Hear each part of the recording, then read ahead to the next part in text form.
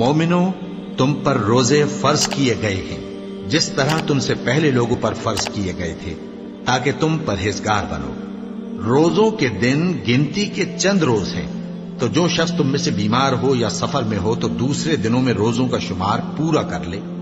اور جو لوگ روزہ رکھنے کی طاقت رکھیں لیکن رکھیں نہیں، وہ روزے کے بدلے محتاج کو کھانا کھلا دیں۔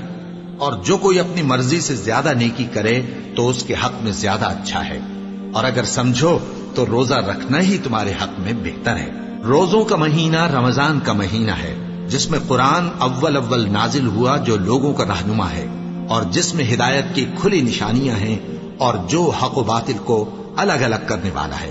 تو جو کوئی تم میں سے اس مہینے میں موجود ہو چاہیے کہ پورے مہینے کے روزے رکھے، اور جو بیمار ہو یا سفر میں ہو تو دوسرے دنوں میں روزے رکھ کر ان کا شمار پورا کر لے۔ اللہ تمہارے حق میں آسانی چاہتا ہے اور سختی نہیں چاہتا، اور یہ آسانی کا حکم اس لیے دیا گیا ہے کہ تم روزوں کا شمار پورا کر لو، اور اس احسان کے بدلے کہ اللہ نے تم کو ہدایت بخشی ہے، تم اس کو بزرگی سے یاد کرو اور اس کا شکر کرو۔